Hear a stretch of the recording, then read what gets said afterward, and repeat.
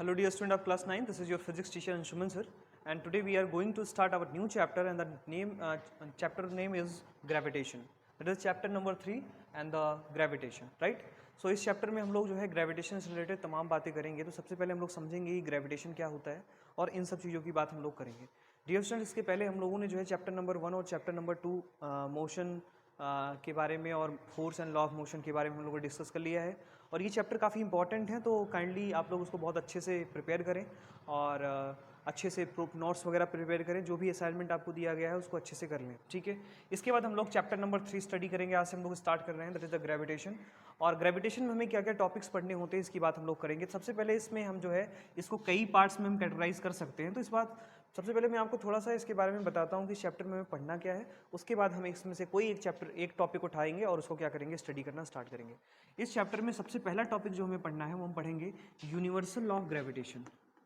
Universal law of gravitation, ठीक है, जिसको न्यूटन ने दिया था, right.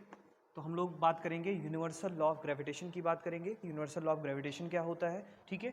After that second part में हम लोग ये डिस्कस करेंगे यूनिवर्सल लॉ ऑफ ग्रेविटेशन के बाद हम लोग जो है इसमें आएंगे, थोड़ा आगे चलेंगे, और आगे चलने के बाद हम लोग जो है ग्रेविटेशनल फोर्सेस के बारे में बात करेंगे कि ग्रेविटेशनल फोर्स क्या होता है, इसका मैग्नीट्यूड क्या होता है, और ये अलग अलग ऑब्जेक्ट्स के बीच में कैसे काम करता है, ठीक है, अलग अलग ऑब्जेक्ट के बीच में कैसे काम करता है।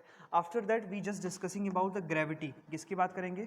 ग्रेविटी, मतलब एक ग्रेविटेशनल फोर्स जो अर्थ किसी भी बॉडी पे लगाता है तो उसे हम लोग ग्रेविटी कहते हैं। ये एक स्पेशल केस है जिसको अर्थ के केस में हम लोग यूज़ करते हैं, ठीक है, ग्रेविटी।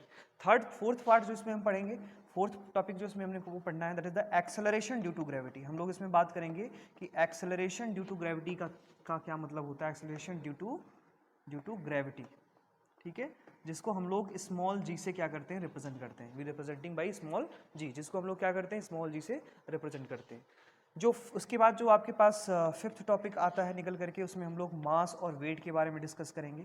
मास एंड वेट क्या होता है भाई, मास और वेट के बारे में बात करेंगे कि मास और वेट में क्या डिफरेंस होता है, बेसिक्स का क्या डिफरेंस होता है। तो मास और वेट को हम डिफरेंस करेंगे और उनके बीच में कंपैरिजन वाली एनालिसिस करेंगे कि इनके बीच में क्या क्या डिफरेंसेस हैं और कैसे कैसे हमें इसको क्या करना है, पढ़ना है।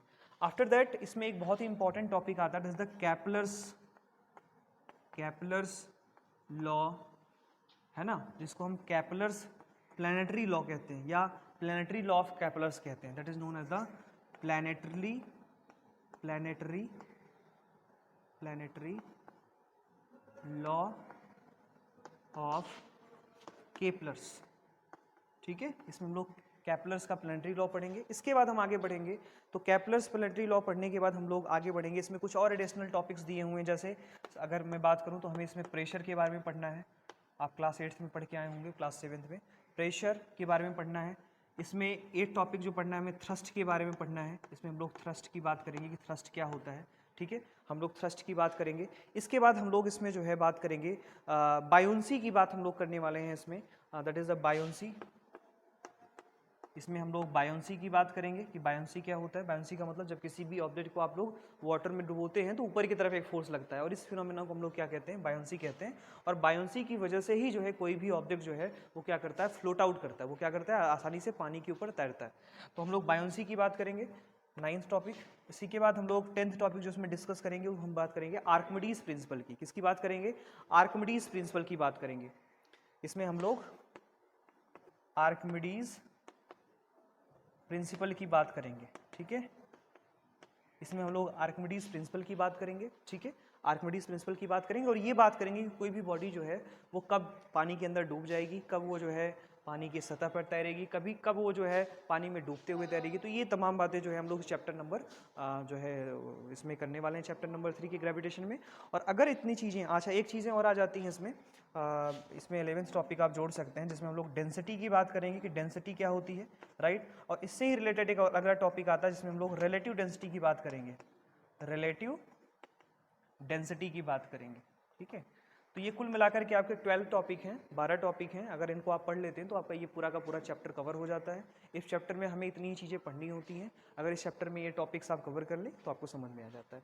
तो इसमें सबसे पहला topic universal law of gravitation, second topic gravitational force की बात करेंगे जिसमें हम न्यूटन ग्रेविटेशन लॉ की बात करेंगे, थर्ड जो है ग्रेविटी की बात करेंगे, फोर्थ हम लोग जो है एक्सेलरेशन ड्यू टू ग्रेविटी की बात करेंगे जिसमें हम लोग बात करेंगे कि अर्थ पे क्या ग्रेविटी होती है, मून पे क्या ग्रेविटी होती है, इन सब की बात करेंगे। फिफ्थ टॉपिक में हम लोग जो है मास और वेट के बारे में डिस्कस करने वाले हैं। सिक्स टॉपिक में हम लोग planetary motion of the Kepler's ने 3 लॉज दिए थे जिसके बेसिस पे आज भी जो है हम लोग यूज़ करते हैं जब अपने सैटेलाइट्स वगैरह को भेजते हैं। तो हम लोग थोड़ा सा ये भी बात करेंगे कि सैटेलाइट्स क्या होते हैं, आर्टिफिशियल सैटेलाइट, नेचुरल सैटेलाइट्स क्या होते हैं, इनकी बात हम लोग करेंगे। इसके बाद हम लोग, मैंने जैसे कि बताया कि हम लोग प्रेशर की बात करेंगे, प्रेशर को मेज़र कैसे करते हैं, उसके लिए कौन कौन से इंस्ट्रूमेंट्स होते हैं। थ्रस्ट की बात करेंगे कि जो अपवर्ड प्रेशर होता है उसे हम लोग थ्रस्ट कहते हैं, थ्रस्ट की बात करेंगे। और यहीं से बायोन फोर्स निकल करके आता है, थ्रस्ट को ही आप लोग क्या कहते हैं, बायोन फोर्स कहते हैं। उससे रिलेटेड एक फिनोमेना हम पढ़ेंगे बायोंसी। बायोंसी की वजह से ही कोई चीज़ जो है पानी में क्या करती है, आसानी से फ्लोट कर पाती है, तैर पाती है। तो हम लोग बायोंसी की बात करेंगे। आफ्टर दैट हम लोग जो है इससे रिलेटेड एक बहुत ही इंपॉर्टेंट प्रिंसिपल जिसे हम लोग आर्किमिडीज प्रिंसिपल कहते हैं और ये काफ़ी इंपॉर्टेंट है और इस पर कई सारे एक्सपेरिमेंट भी जो है आपकी बुक में दी हुई हैं, तो उसको हम लोग परफॉर्म करेंगे। डेंसिटी और रिलेटिव डेंसिटी, कि डेंसिटी का क्या असर होता है जब किसी भी ऑब्जेक्ट को हम लोग जो है पानी के अंदर रखते हैं। जैसे छोटा सा एग्जाम्पल मैं आपको दिखाऊं, एक छोटी सी सुई जो होती है वो पानी में डूब जाती है, लेकिन अगर उसी को उसकी जगह पे आप मरकरी का यूज़ करें, मरकरी जो है एक लिक्विड फॉर्म में होता है, मरकरी ले लें और वाटर ले लें, अगर दोनों में हम निडल को रखते हैं तो हम देखते हैं कि निडल जो है वो पानी में डूब जाती है लेकिन मरकरी के सरफेस पे तैरती रहती है।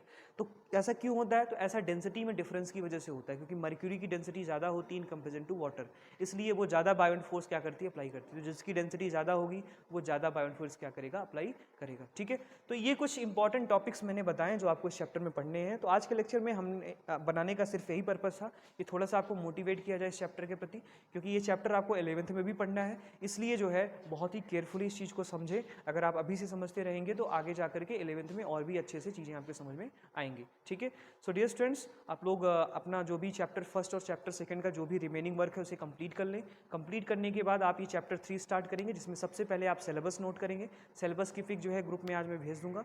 और दूसरी इंपॉर्टेंट बात कि आप अपने बुक में जो है इस टॉपिक वाइज जो ये मैंने बोर्ड पे लिखा हुआ है आप इसके स्क्रीनशॉट ले लीजिए, और स्क्रीनशॉट लेने के बाद इसे जो है आप अपने बोर्ड पर अपनी कॉपी में जो है फ्रंट पेज पे ये सारे टॉपिक्स नोट कर लीजिए कि हमें ये टॉपिक जो है पढ़ना है। ठीक है, इसमें से एक दो टॉपिक जो है इधर उधर हटाए भी गए हैं सिलेबस से, तो लेकिन आपका सिलेबस बचा ही कितना है, बहुत छोटा सा सिलेबस है फिजिक्स का, तो इसमें से हम सारे टॉपिक्स आपको पढ़ाएंगे, आपको परेशान होने की ज़रूरत नहीं है। ठीक है, सारे टॉपिक प्रॉपर वे में कवर हो जाएंगे। इसके बाद आपके 2 चैप्टर और बचेंगे, तो सिलेबस जब रहेगा ही नहीं तो आप क्या पढ़ोगे, है ना। तो अभी आपका जो है अक्टूबर का मंथ चल रहा है ना, और नवंबर तक जाते जाते आपका पूरा सिलेबस कवर हो जाएगा। इसके बाद हम लोग 10th की स्टडी तुरंत स्टार्ट कर देंगे। ठीक है, तो इस बात को ध्यान रखते हुए जो भी टॉपिक्स हैं, जो भी चीज़ें हैं, उसको अच्छे से पढ़ें, अच्छे से नोटेड करें। कोई अगर इंक्वायरी है, कोई भी डाउट आता है तो आप मुझे कंसल्ट कर सकते हैं, पूछ सकते हैं इन द फ्री टाइम, आप मुझे मैसेज कर सकते हैं, I will provide you answer. ठीक है, और बाकी ये सारी चीज़ें आप करें। तो आज के लिए इतना ही, थैंक यू सो मच।